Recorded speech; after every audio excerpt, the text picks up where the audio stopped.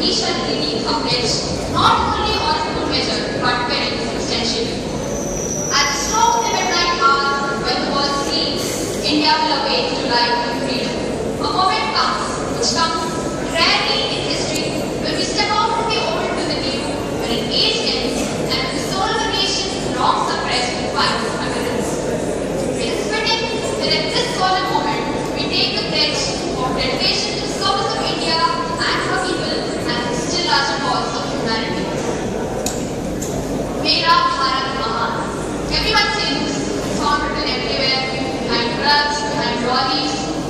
Mera Bharat Mahan. Is it really so? I mean, our world is really proud to be Indian.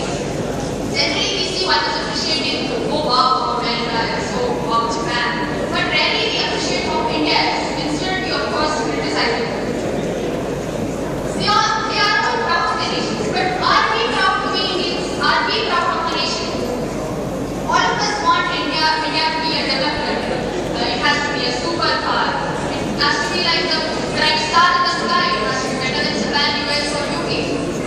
This is the dream of every Indian. But how many of us do acknowledge the facts that make us proud?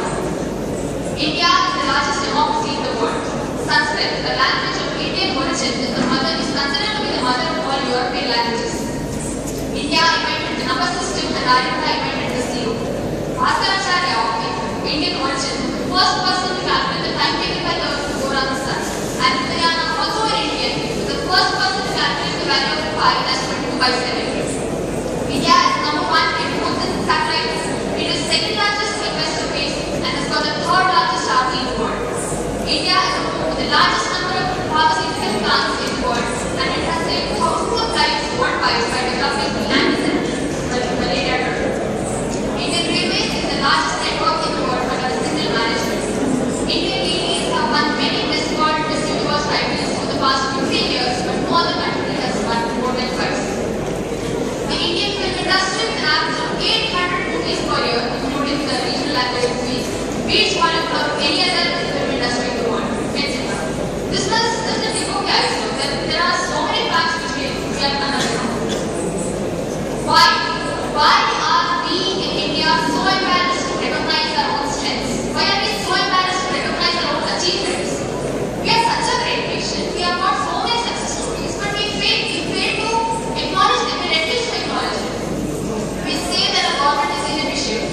We say that our laws are too old, they are too impractical. We say that the municipality doesn't pick up the garbage. We say that the phones don't work. We say the railways are a joke. The airline is the worst in the world.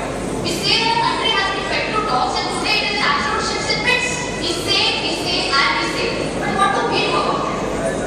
In Singapore, we don't throw cigarette butts on the roads or eat in stores. We pay $5 to travel to Orchard Bay in Singapore and we come out to the parking lot in the middle of the party if we have overstayed in a hotel, in a restaurant or a shopping mall. All this happens in Singapore and we don't say anything. We don't dare to eat in public during Ramadan in Dubai. We wouldn't even dare to speed our vehicles beyond 88 km per hour in Washington and then tell the traffic cop, hey, Jamaica mein kaun hai, Mantrika beta, take a $2 and get lost. I'm glad that none of us would have ever done this if we would have violated the traffic rules in Washington. We wouldn't even chuck the empty coconut shells except the garbage